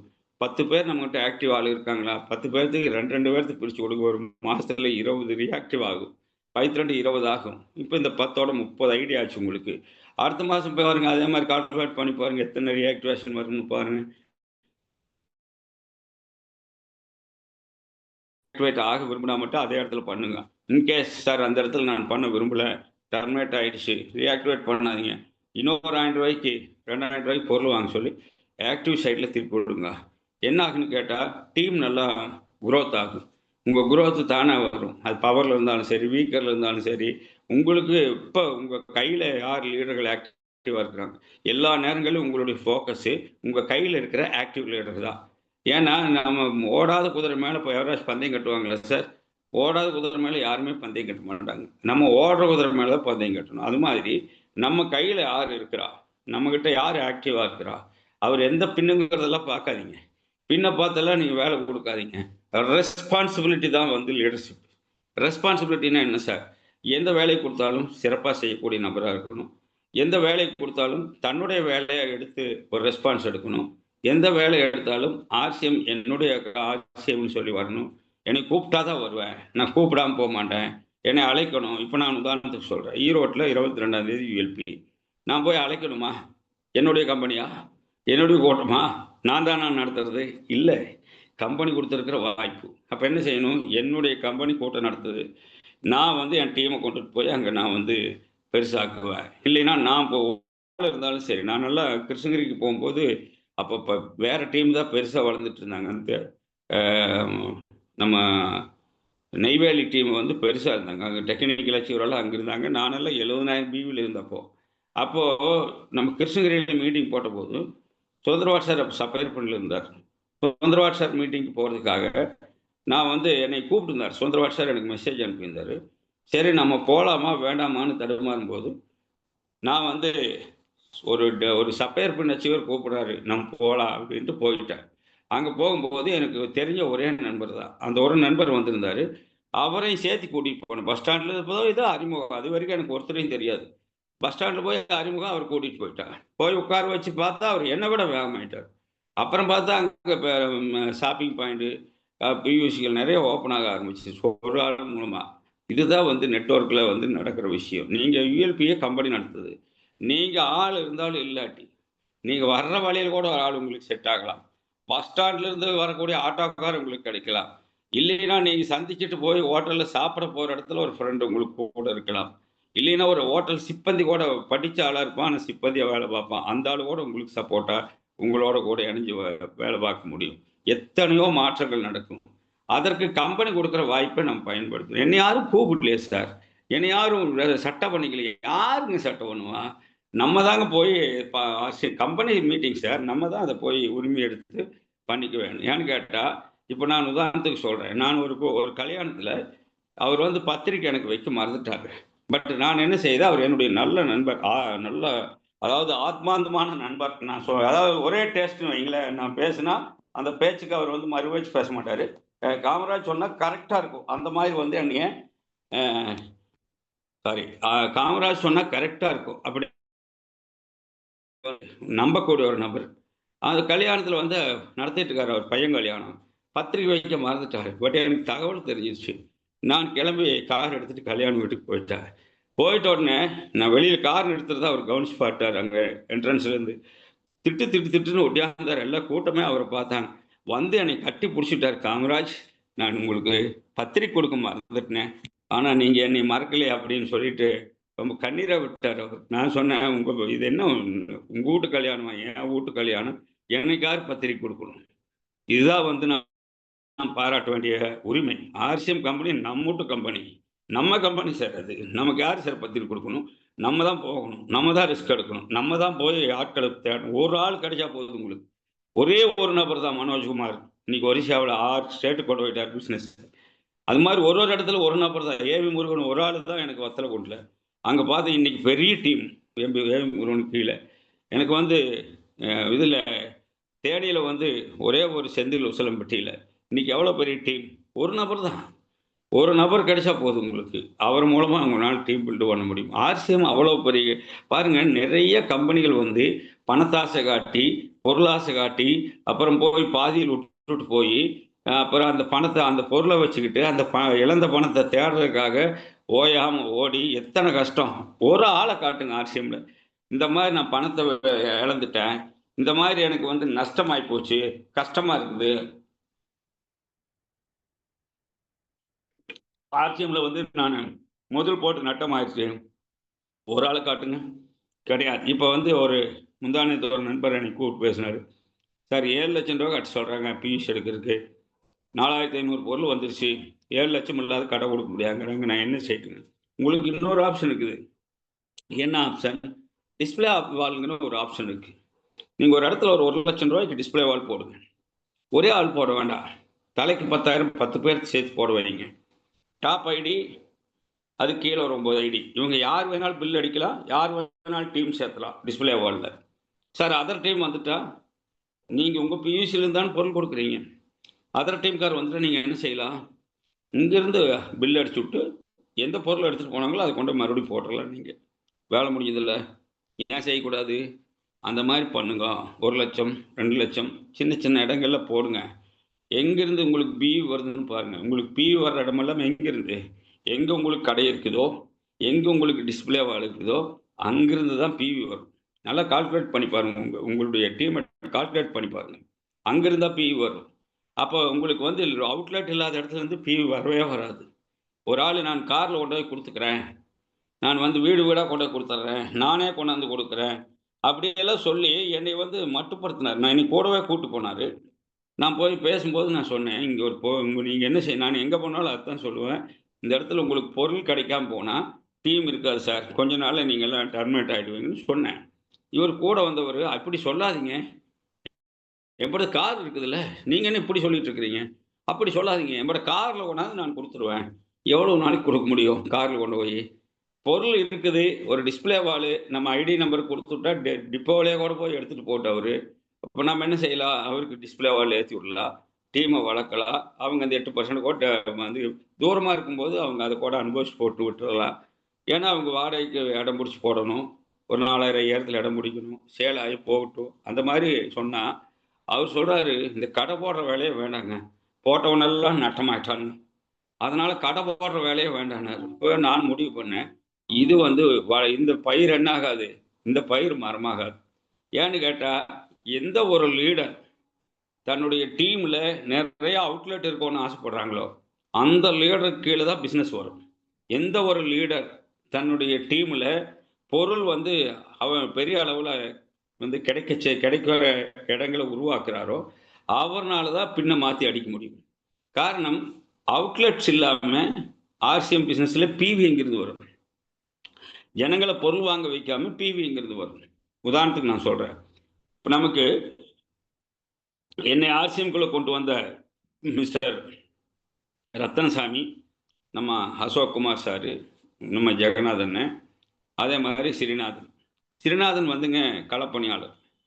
அவர் என்ன பண்ணுவார்னு கேட்டால் அவருக்கு டீமே செட் ஆகலை. அசோக்கு நல்லா தெரியும். அவர் அங்கேருந்து சாப்பாட்டை போட்டு வந்துட வேண்டியது. ஒரு சேட்டாங்கடை, அவர் 2 காலும் இல்லாத ஒரு சேட்டு. அவர் கடையில் வந்து ஆர்சிஎம் கடை, மாதாஜி பிக்கப் சென்டர். அங்கே வந்து என்ன செய்வார்னா, அந்த மத்தியான சாப்பாடு சாப்பிட்டு அந்த கோதுமை மூட்டை மேலே உட்காந்துட்டு, சேரும் இல்லை ஸ்டூலும் இல்லை, கோதுமை மூட்டையை 2 மூட்டை ஒன்றா போட்டு உட்கார வேண்டியது, கொஞ்ச நேரம் துண்டை விரிச்சு படுக்க வேண்டியது, தூங்க வேண்டியது. இப்படி பல நாட்கள் இருந்து அப்புறம் ஓயாமல் என்னை வந்து ரத்தனசாமி மூலமாக டச் பண்ணி நான் இந்த நெட்ஒர்க்குள்ளே ஜாயின் பண்ண பிற்பாடு படப்படன்னு 23 பியூசிகளை நான் ஓப்பன் பண்ணேன். அவுட்லெட் ஓப்பன் பண்ணுறது தான் முக்கியங்கிறத நான் ஜாயின் பண்ண நாள்லேயே தெரிஞ்சுட்டு நான் அதை நீங்கள் புரிஞ்சிக்காம அவுட்லெட்ஸ் இல்லாமல் இடங்கள்ல நம்ம போய் டீமை உருவாக்க முடியாது. அவங்க எங்கே போய் வாங்கட்டும்னு கேட்பாங்க, யார் எனக்கு பொருள் கொடுப்பான்னு கேட்பாங்க. இப்போ எனக்கு ஒரு பேஸ்ட் வேணும்னா நான் மளிகை கடையில் போய் வாங்கிக்கிறேன்ப்பா, ஒரு சோப் வேணும்னா நான் மளிகை கடையில் போய் வாங்கிக்கிறேன். ஆனால் நான் இப்போ எங்கே போய் வாங்க முடியும்? எனக்கு வந்து ஒரு பேஸ்ட் வேணும்னா, இப்போ நான் ஆர்சிஎம்ல சேர்ந்துட்டேன், எனக்கு ஒரு பேஸ்ட் வேணும், நான் எங்கே போய் வாங்குறதுன்னு கேட்பார். நீங்கள் என்ன பதில் சொல்லுவீங்க? நான் அனுப்பி வைக்கிறேன், பஸ்ஸில் அனுப்பி வைக்கிறேன், ஃப்ளைட்டில். அதெல்லாம் ஆகிறது இல்லை. அது மாதிரியெல்லாம் நீங்கள் சொன்னால் அது சிஸ்டம் இல்லை. காரணம் என்னன்னு கேட்டால், டிப்போலேருந்து பியூசிலேருந்து எங்கே போகணும்? பியூசிலேருந்து டைரெக்டாக கம்பெனி எங்கே போகணும்னு கேட்டால் கஸ்டமர் கைக்கு போயிடுவான். அல்லாது போனால் என்னன்னு கேட்டால், கஸ்டமர் வந்து பொருள் வாங்குறதுல சிரமம் இருக்கும்போது அவர் வந்து தரத்தை பார்க்கறதில்ல, அவைலபிலிட்டி தான் அங்கே பார்க்குறாரு. நமக்கு உடனே பேஸ்ட் வேணும், அதுக்காக 3 நாள் பல்லு விளக்காமல் இருப்பார் அவர். 3 நாளுக்கு அப்புறமா வந்து பேஸ்ட் வாங்குவார். எனக்கு தெரிய தருமபுரிக்காரர் திருப்பி கூப்பிட்டாருன்னு நான் சொன்னேன் இல்லையா, அவர் வந்து சேட்டாங்கடையில் நான் இருந்தபோது அவர் அங்கேருந்து வந்து 5 பேஸ்ட் வாங்குறதுக்காக தருமபுரிலேருந்து பஸ் ஏறி வந்தார். அதுக்கப்புறம் தான் அவர் என்னோட டீமில் ஜாயின் பண்ணார். பேஸ்ட் வாங்கி வந்தார். நான் கேட்டேன், உங்களுக்கு ஆர்சிஎம் எப்படி தெரியும்னு. நார்த் இந்தியன் ஒருத்தன் வந்து எனக்கு இந்த பேஸ்ட் கொடுத்தான், யூஸ் பண்ணி பார்த்துட்டு நான் அவனோட ஜாயின் பண்ணேன். இப்போ எனக்கு அந்த ஐடி இருக்குதா இல்லையான்னு தெரியல, ஆனாலும் இந்த பொருளை விட முடியல, அதனால வந்து வாங்கிட்டு இருக்கிறேன். நெட்டில் பார்த்து வருவா எங்கே இருக்குதுன்னு. அப்போ தான் நான் அவரோட பேசி அவர் என்னோட ஜாயின் ஆனார். இப்போ ரொம்ப நாள் விட்டுட்டார் அவர். இப்போ சமீபத்தில் என்னை கூப்பிட்டார், ரூபாந்தனி யாத்திரை வண்டி போகிறத பார்த்துட்டு. பாருங்க, கம்பெனி எவ்வளவு செலவு பண்ணாலும், கோடிகளை செலவு பண்ணி கூட்டங்கள் நடத்தினாலும் ஏதோ ஒரு இடத்துல அது ஸ்பார்க் ஆகுது இல்லைங்களா? அதனால அதை நீங்க யோசிங்க, அதை நீங்க வந்து எடுத்துட்டு போங்க. ஜனங்களுக்கு மத்தியில பொருள் போய் சேராம பிசினஸ் பெருசா வராது. அது மட்டும் இல்ல, பொருள் போயிட்டா மட்டும் அங்க பொருள் சேல் ஆகிறது. இப்போ நம்ம வேட்ரான் சார் எல்லாம் வந்து ரெகுலர் மீட்டிங் நடத்துறாங்க. எதுக்காக ரெகுலர் மீட்டிங்னு கேட்டால், இப்போ நம்ம கம்பெனி வந்து யூஎல்பி குயிக்குங்கிறது அப்படியே சொல்கிறாங்க. 5 பேர் இருந்தாலும் சரி, நான் அந்த 5 பேர்த்த வச்சு பொருள் விளக்கம் சொல்லி கொடுங்க. அந்த 5 பேர் ஒரு 15 பொருள் 20 பொருளை தரவா தெரிஞ்சுக்கிட்டா அந்த கடையில் குறைஞ்சது ரெகுலர் ஒரு 15 பொருள் போயிட்டே இருக்கும்.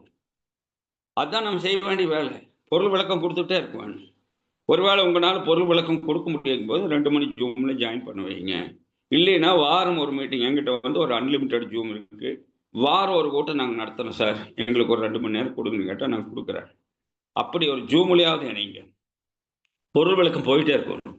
அப்போ தான் அவங்களுக்கு அந்த பொருள் மேலே போய் காமா ஒரேஸ்னால எத்தனை முறை சொல்லி ஒரு ஆள் கேட்கல. பட் போன யூஎல்பி ஈரோட்டில் வந்து உட்கார்ந்த பிற்பாடு அவர் வாங்கிட்டு போனது எத்தனைன்னு கேட்டால், மாதத்துக்கு 3 டப்பா மூலமாக 12 வாங்கிட்டு போனார். ஏன்னு கேட்டால் 4 மாதத்துக்கு ஒட்டுக்கா கொடுங்க எனக்கு. நான் சொன்னேன், காலையில் ஒன்றும், மதியம் ஒன்றும், நைட் ஒன்று சாப்பிடுங்க. அவர் நான் வந்து 3 சாப்பிட்றதுன்னா எனக்கு என்ன வேணும், 3 பாக்ஸ் வேணும் இல்லைங்களா? அதனால் நீங்கள் என்ன செய்யுங்க, எனக்கு வந்து கொடுத்துருங்க, 12 கொடுங்கன்னு வாங்கிட்டு போனார். அப்போ எதுக்காக நான் இதை சொல்கிறேன்னு சொன்னால், இதுதான் நாம் செய்ய வேண்டிய வேலை. இது தெரியாதபடிக்கு நாம் என்ன செய்யக்கூடாது, ஆர்சிஎம் பிஸ்னஸில் பொருள் விளக்கம் சொல்லி கொடுக்காதபடிக்கு நானும் தான் டீம் வளர்க்குறேன்னா வளரது. அப்போது மீட்டிங்ஸு, அதுக்கப்புறம் அவங்க ஒருத்தரை பிகினர் அடிக்க வச்சிட்டீங்க. இந்த மாதம் ஒரு ஆளை பிகினர் அடிக்க வச்சிட்டீங்க. அல்லது அந்த பிகினரை நீங்கள் வந்து சும்மா விடக்கூடாது. என்ன செய்யணும், அந்த அந்த சின்ன கூட்டத்திலே ஒரு 10 பேர் இருக்கிற கூட்டத்திலே அவருக்கு ஒரு சின்ன பரிசை கொடுத்து அவர் ஒரு பெரிய சாதனை செஞ்சதாக அவர் பாராட்ட வேணும். இப்போ நம்ம ஈரோடு இயல்பில் கூட ஒருத்தர் நாங்கள் பாராட்டுறோம். பிகினர் தான் அடிச்சிருக்கிறாரு. சாரி, ஸ்டார்டர்ப்னு அடிச்சிருக்கிறாரு. நான் பிகினர்னு சொல்லிட்டேன். ஸ்டார்டர் அடிச்சிருக்கேன். 40,000 பி பண்ணார் ஜாயின் பண்ண மாதத்துலேயே. இப்போ அவருக்கு வந்து அவர் சார்ந்து இருக்கிற அந்த சமுதாய இயக்கம் அவர் ஒரு மாநில பொறுப்பாளராக போட்டாங்க. இப்போ அவருக்கு என்ன சந்தோஷம்னா, நான் வந்து ஆர்சிஎம்மில் வேலை பார்த்து இந்த சாதனையை வந்து நிகழ்த்தி அதை வந்து நீங்கள் போட்ட பாராட்ட நான் எங்கள் தலைமைக்கு அனுப்பின பிற்பாடு, சரி இவர் வந்து வேலை செய்ய தகுதி உள்ளவர்னு சொல்லி எனக்கு பதவி உயர்வு கொடுத்துட்டாங்க. ஒரு ஆர்சிஎம்மில் நான் செய்த வேலைக்கு பதவி உயர்வே கொடுத்துட்டாங்க, எனக்கு மாநில பொறுப்பு கொடுத்தாங்கன்னு சொல்லி சந்தோஷப்பட்டார். இது எதற்காக நான் சொல்கிறேன்னா, சமுதாய இயக்கங்களில் இருக்கிற ஆட்களாக இருப்பாங்க. ஒரு பிகினர் பெண்ணுக்கு நீங்கள் ஒரு பரிசு கொடுத்துருப்பீங்க, பாராட்டு போட்டிருப்பீங்க. அது கூட அவங்க காட்டும்போது அவங்களுக்கு அது பின்னெல்லாம் எதுன்னு தெரியாது. ஓ, இவர் ஏதோ சாதிச்சிருக்கிறாரு. இதுதான் வந்து நம்ம செய்ய வேண்டிய சாதனையாளர்கள், சின்னதோ பெருசோ. ஆனால் நம்ம என்ன செய்யணும், அவங்கள ரெகக்னைஸ் பண்ணித்தான் ஆக வேண்டும். பண்ணினீங்கன்னு சொன்னால் உங்களுக்கு டீம் பெருசாக வரும். அது மட்டும் இல்லை நண்பர்களே, இன்றைய சூழலில் நமக்கு வந்து ஆர்சிஎம் பிஸ்னஸில் கம்பெனி கொடுத்துருக்கிற வாய்ப்புகள் எல்லாத்தையும் நான் உங்களுக்கு சொல்லிட்டேன். அதோடு நாம் விட்டுடலாமான்னு கேட்டால், கடந்த நாளில் 13ஆம் தேதி நமக்கு வந்து சாரி 11ஆம் தேதி ஆப் வந்து க்ளோஸ் ஆச்சு. 13ஆம் தேதி ரீஸ்டார்ட் ஆயிடுச்சு. இப்போ நம்மளுக்கு என்னென்ன வருது, நிறைய ஆப்ஷன்ஸ் ஓப்பன் ஆகி வந்துட்டு இருக்குது. கொஞ்சம் நின்று இருக்குது, கொஞ்சம் வந்து ஆயிட்டு இருக்குது. எல்லாம் கம்ப்ளீட் ஆகி முடியறதுக்கு எப்போ ஆகும், 20ஆம் தேதி முடிஞ்சிடும். இப்போ பியூசியில் பில் அடிக்கலாம், டிப்போவில் பொருள் எடுக்கலாம், ஆர்டர் பிளேஸ் பண்ணலாம். இதெல்லாம் வந்துருச்சு பியூசியில். இப்போ டிஸ்பிளே வாலுக்கு வந்து என்ன வந்திருக்குன்னா, அதே ஆப் தான். அதே பியூசி முன்ன வந்து தனி ஓல்டு ஆப்பில் பண்ணோம். இப்போ ஓல்டு ஆப் இல்லை, தனி ஆப். என்ன ஆப்பு? அதே தான், பியூசி ஆப்பே தான், நியூ ஆப்பு. அதில் போய் நீங்கள் யார் பேரில் டிஸ்பிளேவாக இருக்குதோ அவங்க ஃபோன் நம்பரை போட்டு அதே பாஸ்வேர்டு தான், பழைய பாஸ்வேர்டை நீங்கள் கொடுத்தீங்கன்னா டிஸ்பிளே வால் ஓப்பன் ஆகிடும். இப்போ டிஸ்பிளே வால் ஓப்பன் ஆகிடுச்சு. இதுக்கப்புறம் என்ன வேணும் நமக்கு, தொடர்ந்து வந்து கம்பெனி சைட்டில் ஓரளவுக்கு நீங்கள் பிஸ்னஸ் மட்டும் பார்க்கலாம், குரூப் பிஸ்னஸ் பார்க்கலாம். கொஞ்சம் உங்களுக்கு பிஸ்னஸ் சைடில் கொஞ்சம் விளக்கங்கள், பொருள் விளக்கங்கள், மெனு இதெல்லாம் கொடுத்துருக்குறாங்க. டெலிவரி சென்டர்ஸ் எங்கே இருக்குங்கிறதையும் பார்க்கலாம். பழைய டெலிவரி சென்டர்ஸ் எல்லாம் இப்போ வந்து டிஸ்பிளே ஆகுது. பழைய ஐடி எல்லாமே டிஸ்பிளே ஆகுது இப்போ. அதனால உங்களுக்கு உங்கள் டீம் மறந்து போயிருந்தா கூட இதெல்லாம் நம்ம டீம் தான்னா இப்போ ஞாபகம் வந்துடும் உங்களுக்கு. அதை செய்யறதுக்கு ஒரு வாய்ப்பு இருக்குது. அப்போ நீங்கள் அதையெல்லாம் பாருங்கள். இது எல்லாத்துக்கும் மேலே ஒரு வேண்டுகோள் என்னன்னு கேட்டால், நீங்கள் வந்து 2 நாள் ஓப்பன் பண்ணி கொடுத்தாங்க ஆப்பு. நீங்கள் யாரும் ரிஜிஸ்டர் பண்ணியிருக்கலாம், கொஞ்சம் பேர் பண்ணியிருக்கிறீங்க பார்த்தேன். பட் கம்பெனி என்ன கேட்குன்னா, ரிஜிஸ்ட்ரேஷனை அதிகப்படுத்துங்க. இப்போ எந்த ஊரில் வந்து ரிஜிஸ்ட்ரேஷன் அதிகம் வருதோ அந்த ஊருக்கு யூஎல்பி கொடுக்கலாம். 150 ரிஜிஸ்ட்ரேஷன் இருந்தால் உங்கள் ஊருக்கு யூஎல்பி கிடைக்கும். அப்போ நீங்கள் ரிஜிஸ்ட்ரேஷன் நான் வச்சுருக்கிறேன் சார் பத்திரமா, நான் பண்ணலைங்க சார், அது சேர்த்து வச்சு கேரி ஃபார்வர்டெல்லாம் ஆகாது. இந்த 3 மாதம் முடிஞ்சதுன்னா அடுத்த 3 மாதம் பிப்ரவரி மீட்டிங்க்கு எப்போ வருது, இப்போ நான் இதுதான் எது நவம்பர், டிசம்பர், ஜனவரி, இந்த 3 தான் பிப்ரவரி மீட்டிங் எலிஜிபிள் ஆகும். பழைய 3 எது ஆகஸ்ட், செப்டம்பர், அக்டோபர், இந்த 3 தான் இப்போ எலிஜிபிள் ஆகும். இந்த 3ஐயும் நீங்கள் வச்சிருந்து கேரி ஃபார்வர்டெல்லாம் பண்ண முடியாது. அது சொல்லிக் கொடுங்க டீமில் உள்ளவங்களுக்கு. அது என்னன்னே தெரியாமல் அதை இந்த ஐடி வேஸ்ட் பண்ணுறாங்க. ஒருவேளை லீடர்கள் எல்லாம் நீங்கள் நம்ம தமிழ்நாட்டில் என்ன பிரச்சனைனா, அவங்களுக்கு ரிஜிஸ்ட்ரேஷன் பண்ண தெரியல. லீடர்கள் ஒரு பேப்பரும் பேனாவும் எடுத்து உங்களுக்கு கீழே யாரெல்லாம் 5000 MB பண்ணியிருக்கான், யாரெல்லாம் 2500 பேர், ஐடி, பாஸ்வேர்டு இதெல்லாம் எழுதி நீங்களாவே ஓப்பன் பண்ணி போட்டுவிட்டு உங்கள் அப்ளைன் ஆக்டிவ் லீடருக்கோ அதெல்லாம் என்ன சொன்னால் நம்ம கார்த்தி சாருக்கோ உங்கள் ஐடி பாஸ்வேர்டையும் வாட்ஸ்அப் பண்ணிவிட்டு அவர் இங்கே ஓப்பன் பண்ணிடுறாரு. இது வந்து நீங்கள் எப்போ வேணாலும் அவங்க ஐடியை நீங்கள் மாற்றி வச்சுக்கலாம். அல்லது வந்து ஐடியில் பாஸ்வேர்டு மாற்றி வச்சுக்கலாம். அல்லது நீங்கள் வந்து என்ன செய்யலாம், அதனால் எந்த கேடும் உங்களுக்கு வரப்போகிறது கிடையாது. அதனால் ஆர்சிஎம் பிஸ்னஸில் தமிழ்நாட்டில் இன்னும் நாம் பெருசாக வளரணும்னு சொன்னால், கேரளாவுக்கு ஈக்குவலாக வளரணும்னு சொன்னால், நம்ம பார்த்தீங்கன்னா போன வருஷத்துக்கு முந்தின வருஷம் டாப் 10 கீசோலில் டாப் 10 இருக்கு இல்லைங்களா, டாப் 10 பர்ச்சேஸில் தமிழ்நாடு வந்து 3ஆவது இடத்துல இருந்தோம். ஆல் இண்டியா டாப் 10 கீசோலில் நான் 3ஆவது இடத்துல இருந்து தெரியுமா உங்களுக்கு. அதே மாதிரி நியூட்ரி சார்ஜில் நம்ம டாப் 10ல் இருந்தோம். அதே மாதிரி வந்து இன்றைக்கி நியூட்ரி சார்ஜ் நம்ம ஓரளவுக்கு பண்ணுறோம். பட் கீசோல் நம்ம வந்து ரொம்ப கீழே போயிட்டோம். காரணம், அந்த ஒரு வருஷத்துக்கு முன்னாடி அந்த நேகா மேடம் வந்து நல்லா பூஸ்டப் பண்ணி நல்லா கொண்டு வந்தாங்க. இப்போ நமக்கு ட்ரெயினர் இல்லை, அவங்களுக்கு நேரம் இல்லை, 4-5 ஸ்டேட்டை பார்க்குறதுக்கு ஒரு ஆள் போட்டாங்க. அதனால் நாங்கள் கம்பெனியில் பேசி ஒரு ட்ரெயினர் வேணும்னு கேட்டுக்கிறோம். மோஸ்ட்லி ஈரோட்டில் அந்த புது ட்ரெயினர் நீங்கள் பார்க்குறதுக்கான வாய்ப்பு இருக்கும் நம்புகிறேன். அதே மாதிரி காமா ஒரிஜினலுக்கும் ஜூம் மட்டும் ஃபிசிக்கல் மீட்டிங் அந்த மாதிரி ஒரே ஆள் பண்ணிட்டு இருக்கனால காமா ஒரிஜினலுக்கு புதுசாக ஒரு ஆள் எடுத்திருக்காங்க கம்பெனி. இப்போ எடுத்துட்டாங்க. பட் இன்னும் நமக்கு ஒருவேளை ஈரோட்டுக்கு புதுசாக கொடுக்கலான்னு நான் நினைக்கிறேன். அதனால இது மாதிரி நம்ம கேட்டுக்கிறோம். நியூட்ரி சார்ஜுக்கு நமக்கு வந்து எம்பி சுரேஷ் சார் ஃபிசிக்கல் மீட்டிங்க்கு வர்றதுக்கு நாங்கள் மெயில் போட்டுக்கிறோம், கேட்டுக்கிறோம். உங்களுக்கு அநேகமாக இந்த 25க்கு மேலே தெரிஞ்சிடும். ஏன்னா ரூபா நேரத்தில் முடிஞ்சோடனே அவர் ஷெட்யூல் வாங்கிடுவாங்க கம்பெனி. அது வரைக்கும் 25 ஃபைனல் யாத்திரை வந்து எங்கே பில்வாராவில் போய் முடியுது. ஸ்டார்ட் பண்ணுது செப்டம்பர் 16, முடிக்கிறது டிசம்பர் 25. பில்வாராவில் ஸ்டார்ட் ஆகி பில்வாராவில் முடியுது யாத்திரை. செலிப்ரேஷன் வந்து என்னன்னு கேட்டால் ஃபைனல் செலிப்ரேஷன் எங்கேன்னு கேட்டாக்க நிறைவு விழா டெல்லி டிசம்பர் 20. இதுக்கப்புறம் அவங்களுக்கு ப்ரோக்ராம்ஸ் இல்லை. அவங்க வந்து எல்லாருமே வந்து நார்மல் ஸ்டேஜுக்கு வந்துடுவாங்க. அப்போ நமக்கு இந்த ஃபிசிக்கல் மீட்டிங்ஸ் எல்லாம் நம்ம பண்ணலாம். நமக்கு வந்து குட் ஆர்ட்டும் அதே மாதிரி தான். குட் ஆர்ட் வந்து டிசம்பருக்கு மேலே தான் நமக்கு கையில் இது வரும். இது குக்கிங் ட்ரைனிங்கு இதெல்லாம் வந்து நம்ம வாங்க முடியும். ஜனவரியில் நமக்கு பொங்கல் வந்துடுறதுனால, ஜனவரி பொங்கல் இருக்கிறதுனால கொஞ்சம் மீட்டிங்ஸ் வாங்கிட்டு அப்போ பிப்ரவரியில் வீல் பீஸை ஃபோக்கஸ் பண்ணலாம். 4 இடம் 5 இடத்துல எல்லாம் பிளான் பண்ணியிருக்குது. அது மட்டும் இல்லை, டிப்போக்கள் எடுத்து சொன்னால் நமக்கு பாப்புலேஷன் அடிப்படையில் டிப்போ வேணும்னு கேட்டுக்கிறோம். கம்பெனி அதுக்கு செவி சாய்ச்சிருக்காங்க. கூடுமான வரைக்கும் நிறைய டிப்போக்களும் நிறைய ஒரு டிப்போ எடுக்கிற ஆளுக்கு சுயநலம், இன்னொரு டிப்போ வரக்கூடாது. வந்தாக்க என்ன ஆகும், ஏன் டிப்போ போயிடும். அப்படி ஏன்னா தமிழ்நாட்டில் யாருமே அதிகமாக இனி கொஞ்சம் பேர் பல்லு வளர்க்குறதுக்கு வரமாட்டாங்களா? இன்னொரு 200 பேர் வந்து சோப் போட்டு குளிக்கிறதுக்கு வரமாட்டாங்களா? குறுகிய மனப்பான்மை. கங்கை வெள்ளம் சங்குக்குள்ளே அடங்கி விடாது. கங்கை வெள்ளத்தை சங்குல அடக்க முடியாது. ஆர்சியம் பொங்கி வருது. இதுக்கெல்லாம் விலங்கு போட்டு தடுக்க முடியாது. என்ன காரணம்னு கேட்டால், இப்போ நான் உங்களோட பேசிட்டு இருக்கிற நான் என்னுடைய மகனை வந்து ஆர்சிஎம்க்கு தயாராக்கிட்டேன். உங்களோட நிறையா பேர் உங்கள் சன்னையெல்லாம் தயாராக்கிட்டு இருக்கிறீங்க. செகண்ட் ஜென்ரேஷன் நம்ம யார், சௌரப்ஜி வந்துட்டார், பிரியங்கா மேடம் வந்துட்டாங்க, இப்போ கோபா சார் சன்னு, மூர்த்தி சார் சன்னு, ஜென்ரேஷன் வந்துருச்சு. இப்போ இந்த ஜென்ரேஷன் பெனிஃபிட்டில் ஒரு பிஸ்னஸ்ன்னு சொல்கிறதுக்கு தகுதியுள்ள ஒரே பிஸ்னஸ் ஆர்சிஎம் தான். வேறு எந்த பிஸ்னஸையும் ஜென்ரேஷன் சொல்ல முடியாது.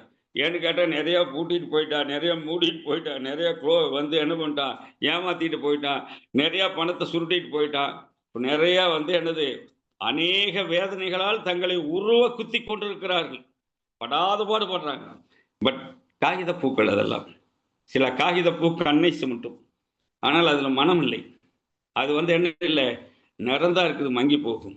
ஆனால் ஆர்சிஎம் எவர்கிரீன் பிஸ்னஸ்.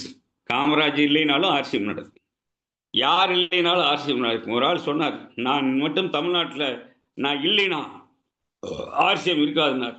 நீ இல்லைன்னா நீ மட்டும்தான் இல்லை, ஆர்சிஎம் இருக்கும். ஏன்னு கேட்டால் விளக்குறதும் குளிக்கிறதும் துவைக்கிறதும் உடுக்கிறதும் உங்கிறது திங்கிறது தாளிக்கிறது தானே ஆர்சிஎம். அது இல்லாமல் எந்த வீடு இருக்குது? கொரோனாவிலேயே ஆர்சிஎம் நிற்கலையே. அப்போ இந்த பிஸ்னஸ் மேலே நம்பிக்கை வைக்காம, இந்த பிஸ்னஸை செஞ்சு ஜெயிக்க முடியுங்கிற ஒரு ஹோப் இல்லாமல் என்ன செய்யறது, எது கிடைச்சாலும் செய்யறது. முந்தி போய் அதில் ஐடி போடுறது. ஆர்சிஎம்ல சம்பாரிச்சு 50,000 ரூபா வாங்குற ஒரு ஆள் ஆர்சிஎம்ல 50,000 வாங்கிட்டு போய் மைவி3யில் என்ட்ரி போட்டு அங்கே பணத்தை போட்டுட்டு படாத பாடுபட்டு எல்லாம் மூடி போய் இப்போ வந்து என்னது, அதெல்லாம் சொன்ன வெக்கக்கேடு. அந்த மாதிரி ஆளுகள் எல்லாம் ஆர்சிஎம்ல மீண்டும் விடலாமா? நீங்கள் சொல்லுங்கள். அந்த மாதிரி விடக்கூடாது.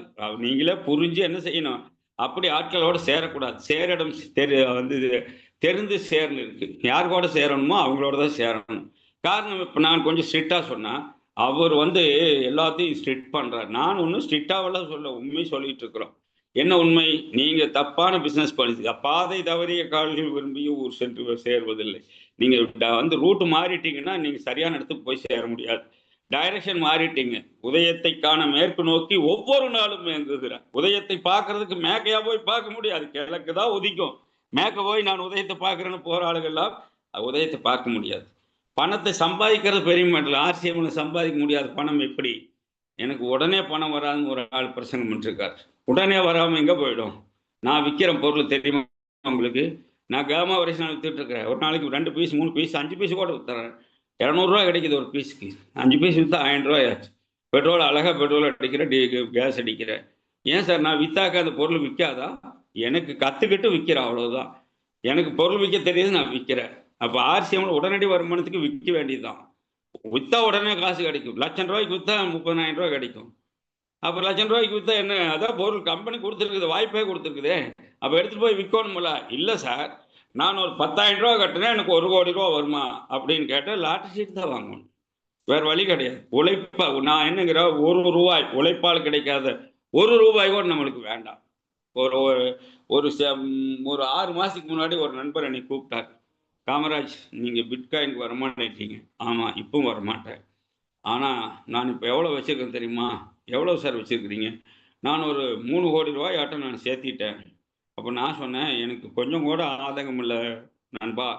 நீங்க வந்து கூப்பிட்ட போது நான் வந்திருந்தா எனக்கும் ₹3,00,00,000 கிடைச்சிருக்குமே. அடடா! நாம் இந்த வாய்ப்பை விட்டுட்டோமே அப்படிங்கிற ஆதங்கம் எனக்கு கொஞ்சம் கூட என் மனசுல இல்ல. என்ன காரணம்னா, நான் இல்லைனாலும் ஆர்சிஎம் இருக்கும். நான் இல்லைனாலும் என் மகனுக்கு இந்த வருமானம் போகும். என் குடும்பத்த வந்து இந்த ஆர்சிஎம் காப்பாத்துங்கிற அந்த நம்பிக்கை இருக்குது. இந்த ஆர்சிஎம் 25ஆம் ஆண்டை அப்ப 25 நம்ம செலிப்ரேட் பண்ணல. இப்பதான் பண்ணிட்டு இருக்கிறோம். 25ஆம் ஆண்டை நோக்கி ஆர்சிஎம் போயிட்டு இருக்குது. இன்னும் 50 வருஷம் கூட ஆர்சிஎம் இருக்கும். நீங்க வச்சிருக்கிற இந்த கம்பெனி எப்ப வந்து போகும், எப்ப வந்து இருக்கும்னு நீங்க பாருங்கன்னு சொன்னேன். இப்போ அவர் கட்டின 65 லட்சமும் போச்சு. அவர் சொல்ற 3,00,00,000 இப்ப அவர்ட்ட இல்ல. அவர் என்ன சொல்றாரு, காமராஜ் நீங்க அன்னைக்கே சொன்னீங்க. நான் தான் கேட்க மாட்டேன்ட்டேன். நான் கொஞ்சம் அந்த டைம்லயாவது நான் உணர்வு அடைஞ்சிருக்கலாம். என்னன்னு கேட்டா, அதெல்லாம் காகித பூக்கள். பொய். பொய்யை நம்பி நம்ம இவ்வளவு தூரம் போறத விட, மெய்யை நம்பி இப்ப தப்பான இடத்துல போய் நம்ம நிறைய சம்பாரிச்சலாம்னு ஆசைப்படுறத விட, சரியான இடத்துல போய் கொஞ்சம் ஸ்லோ அண்ட் ஸ்டெடியா சம்பாரிச்சுக்கிட்டா என்ன தப்பு? ஏன் அந்த எண்ணம் வரமாட்டேங்குது? சொல்லுங்க. சரி, தவறான விஷயங்களுக்கு நம்ம நிறைய வேலைகளை செய்யறோமே, மூளை யூஸ் பண்றோமே. சரியான வேலை தானே ஆர்சிஎம். இதுல எவ்வளவு வாய்ப்புகள் இருக்கு பாருங்க. நான் உங்களுக்கு காலையில கூட ஒரு இது போட்டிருந்தேன் உங்களுக்கு. இந்த ஒரே ஒரு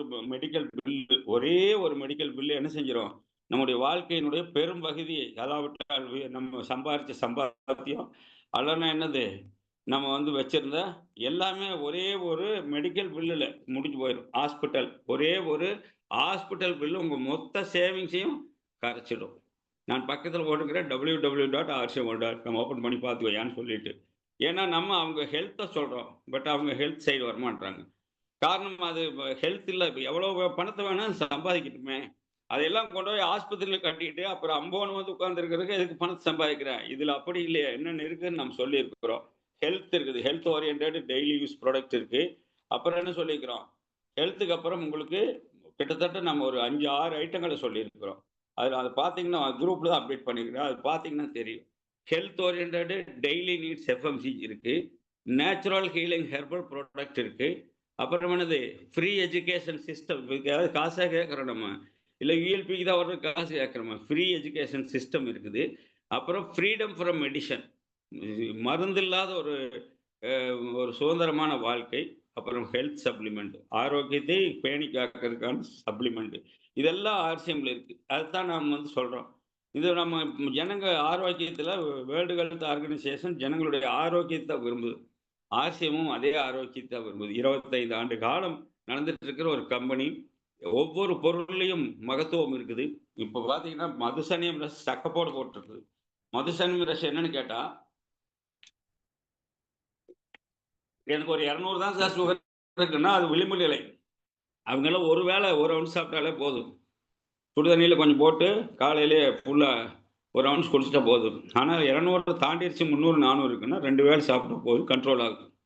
மதுசனி ரசு பட்டையாக போயிட்டு இருக்குது. அதே மாதிரி S5 இன்னைக்கு பெரிய வேலை செஞ்சுட்டு இருக்குது.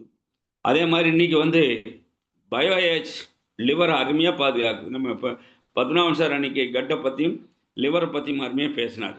அது வந்து அருமையாக பாதுகாக்குது. அது பயோஏஜ் வந்து ஒரு அருமையான பாதுகாப்புள்ள ஒரு ப்ராடக்ட். அது நம்ம எல்லாத்துக்கும் தேவையான ஒரு ப்ராடக்ட். அதனால பயோ ஏஜ் நமக்கு தேவை. இதெல்லாம் சொன்னா ஜனங்க என்ன செய்யறது இல்லை, இந்த பக்கம் திரும்புறது இல்லை. எந்த பக்கம் திரும்புறாங்க? பெரிய மருத்துவர் அவர் வந்து அலோபதி மெடிசன் அது போனோடனே ஊசி போட்டோடனே நல்லா போகுது. காமராஜ் பேச்சை கேட்டுக்கிட்டு 6 மாசத்துக்கெல்லாம் யார் சாப்பிட்றது? நாங்கள் என்னங்கிறோம், நீங்கள் அந்த மருந்தை சாப்பிட்டுக்கிட்டே அதை சாப்பிடுங்க. யார் வேண்டாங்கிறா? நீங்கள் அந்த மருந்து சாப்பிட்டுவாங்க, அதை அடிஷனலாக சாப்பிடுங்க, சுகமாயிடும். இதுதான் நம்ம சொல்ல வேண்டிய வேலை. அதனால் இவைகளை செய்யுங்கள். தொடர்ந்து உங்களுக்கு நடக்கக்கூடிய எல்லா கூட்டங்களையும் பங்கெடுங்க. நான் உங்களை அன்பா கேட்டுக்கிற விஷயம் என்னன்னு கேட்டா, இப்ப நான் சொன்ன அத்தனையும் உங்களுக்கு தேவையான விஷயங்கள். இது எல்லாத்தையும் நீங்க கேட்டு டீமுக்கு கொண்டுட்டு போய் சேர்க்கறதுல உங்க வெற்றி இருக்குது. ஈரோடு யுஎல்பிக்கு நீங்க எத்தனை பேர் பங்கெடுக்கிறீங்க? எத்தனை பேர் ஆளுங்கள கொண்டு வரீங்க? எத்தனை பேர் டிக்கெட் புக் பண்றீங்க? எத்தனை பேர் வந்து பஸ்ஸில் வர்றீங்க? எத்தனை பேர் ட்ரெயினில் வர்றீங்க? அது எல்லாத்தையும் வந்து நீங்க என்ன செய்யணும்? இப்பவே முயற்சி எடுங்க. தொடர்ந்து நீங்க என்ன செய்யுங்க? அடுத்தடுத்த கூட்டங்கள்ல வந்து நாங்கள் ஊருக்கு நம்ம ஊருக்கு நம்ம இது மாதிரி வேணுங்கிறத அங்கே வந்து பார்த்தாங்கன்னா தான் நம்ம மக்கள் விரும்புவாங்க, செய்வாங்க. அதை செய்வைங்க என்று சொல்லி கேட்டுக்கொண்டு இந்த நாள் உங்களுக்கு ஒரு இனிய நாளாய் முடியட்டும். இந்த ஆர்டிஎம் பிஸ்னஸ் மூலமாக நீங்கள் எல்லாருமே என்ன செய்யணும்? பெரிய அளவில் உயரணும். இந்த பின் ஒருத்தருக்கு சொந்தமானது இல்லை. எல்லாரும் எமரால்டு அடிக்கலாம். இன்னைக்கு தமிழ்நாட்டில் 3 எமரால்டு வந்தாச்சு. எல்லாரும் வந்து என்ன செய்யலாம்? ஸ்டார் எமரால்டு போகலாம். எல்லாரும் ரூபி ஆகலாம். மார்ச்சில் எனக்கு கண்டிப்பாக ஸ்டார் எமரால்டு கிளியர் பண்ணலாம். சொல்ல முடியாது ரூபி ஆனால் ஆகணும்னு. அந்த அளவுக்கு பிஸ்னஸ் growth இருக்குது. growth தான். ஒரு முறை வந்தால் அந்த பின்னிலிருந்து நான் பின்வாங்க மாட்டேன். அது வந்து அதைத்தான் நான் இப்போ கடைசியாக சொல்ல போகிறேன் உங்களுக்கு. ஏன்னு கேட்டால், திடீர்னு பின் அடிச்சுட்டு திடீர்னு பேக் அடிக்க வேண்டாம். அப்படி கிராஜுவலாக பின் அடிங்க. என்னன்னு கேட்டால் அந்த அந்த இயர்லி போனஸும் மந்த்லி போனஸும் உங்களை விட்டு போகாமல் இருக்கும். அதுதான் கம்பெனி growth கேட்குது. அந்த growth பக்கம் போங்க. அப்போ growth லீடராக மாறுங்க. growth டீமாக மாறுங்க. அதுக்கு கன்சிஸ்டன்சிகளை அதிகப்படுத்துங்க. அதே மாதிரி டைமண்ட் கிளப்களை அதிகப்படுத்துங்க. அதே மாதிரி கேஷ்பேக் வாங்கக்கூடிய ஆட்களை அதிகப்படுத்துங்க. ஃப்ரீ ப்ராடக்ட் சொல்லிக் கொடுங்க. கண்டிப்பாக ஆர்சிஎம் உங்களுக்கு சப்போர்ட்டாக இருக்கும். நாம் ஹெல்த்தாக இருக்கிறது தான் முக்கியம். நிறைய பணத்தை சம்பாரிச்சு பிட்காயின்லையும் குட்காயின்லையும் போட்டு சம்பாரிச்சு கொண்டு வந்து அதுக்கப்புறம் கொண்டுட்டு போய் அதை ஆஸ்பத்திரியில் கொடுத்துட்டு, நோய் வந்த பிற்பாடு கொண்டு போய் ஆஸ்பத்திரியில் கொடுத்துட்டு, அதுக்கப்புறம் நம்ம என்ன செய்யறது? இந்த பணத்தை எதுக்கடா சம்பாரிச்சோம்னே தெரியாம அந்த அகி பகின்னு சம்பாதிக்கிற அந்த பணத்தை அகி பகின்னு கூட ஹாஸ்பிட்டலில் கட்டிட்டு என்னத்துக்கு அந்த வாழ்க்கை? ஆனால் இருக்கிற நோவிலிருந்து விடுதலை ஆகிடலாம். நோவு வராமல் நம்ம காப்பாற்றிக்கலாம். நோவு வராமல் மக்களை காப்பாற்றலாம். அதன் மூலமாக நமக்கு பணம் கிடைக்குது. மக்கள் சேவை தான் மகேஷின் சேவை. ஒரு மனுஷன் கடவுளுக்கு தொண்டு செய்ய நினைத்தால் service to man, service to God. இதுதான் நம்ம செய்ய வேண்டிய. கடவுளுக்கு நான் தொண்டு செய்கிறேன்னு போய் பூ போட்டு கும்பிட்டுட்டு இருக்கிறதுல இல்லை முடியாத மனிதன், வியாதியில் தடுமாறுற மனிதன், கஷ்டத்தில் இருக்கிற மனிதனுக்கு ஒத்தாசை பண்ணுறது தவிர பெரிய வந்து கடவுள் சேவைன்னு ஒன்றுமே கிடையாது. ஆகையினால ஏழைகளுக்கு, முடியாதவங்களுக்கு, கஷ்டப்படுறவங்களுக்கு, வியாதியஸ்தர்களுக்கு உதவி செய்யத்தான் ஆர்சிஎம் இருக்கிறது. அதற்கான சேவை தான் சேவாதிவாசு. அதற்கான மனப்பக்குவம் தான் நம்முடைய ஒரு எதிர்கால நம்பிக்கை. அந்த மனப்பக்குவம் உள்ளவங்க ஆர்சிஎம்ல வேறு பிடிக்கலாம். இல்லை சார் எனக்கு நிறையா பணம் வேணும், கொஞ்சமாக ஒரு வேலையும் செய்ய மாட்டேன், அப்படிப்பட்டவங்களை நீங்கள் விட்டுடுங்க. சார் ஒரு மீட்டிங் இருக்குது ஈரோடு யுஎல்பிக்கு வர முடியுமா? சார் எனக்கு நேரம் இல்லைங்க சார். சரி நேரம் இல்லை பரவாயில்ல, என்ன தான் வேலை செய்கிறீங்க சார்? எனக்கு வேலையும் இல்லைங்க சார். வேலையும் இல்லை நேரமும் இல்லை, அவங்களையும் விட்டுடுங்க.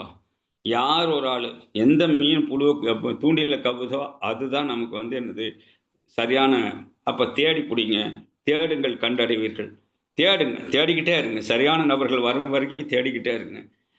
ஆர்சிஎம் பிஸ்னஸ் பண்ணிகிட்டே இருங்க. பொருளை கொடுத்துக்கிட்டே இருங்க. அக்கம் பக்கத்தில் சொல்லிக்கிட்டே இருங்க. நோட்டீஸ் கொடுத்துக்கிட்டே இருங்க. படித்தாலும் படுக்காட்டி மறுபடியும் கொடுக்க ஒரு வாட்டி நோட்டீஸ். அன்றைக்கே கொடுத்தீங்களாக்கா? அன்றைக்கே கொடுத்தீங்களான்னா அன்னைக்கு கொடுத்த நீங்கள் படிச்சுட்டு வரல, இன்னைக்கு கொடுக்குற நீங்கள் படிச்சுட்டு வருவீங்களான்னு பார்க்குறேன். ஏன்னு கேட்டால் கடை இங்கே தான் இருக்குது. நான் நோட்டீஸ் கொடுக்குறேன், நீங்கள் வந்தால் வாங்க, வரலைனாலும் பரவாயில்ல, மறுபடியும் நோட்டீஸ் கொடுக்குறேன், அவ்வளவுதான். நான் என்னுடைய வேலை என்ன? என் கடன் பணி செய்து கிடப்பதே.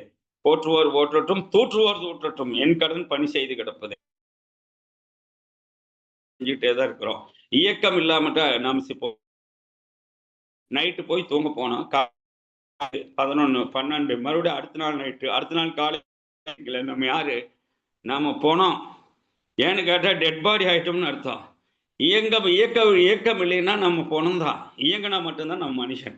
அப்போ நம்ம இயங்க வேண்டும். என்ன இயங்கிறது? நமக்குள்ள வந்து இயக்கம் இருக்க வேண்டும். அந்த இயக்கம் எப்படிப்பட்டதா இருக்க வேண்டும்? ஒரு பர்னிங் ஃபயராக இருக்க வேண்டும். என்ன பர்னிங் ஃபயரு?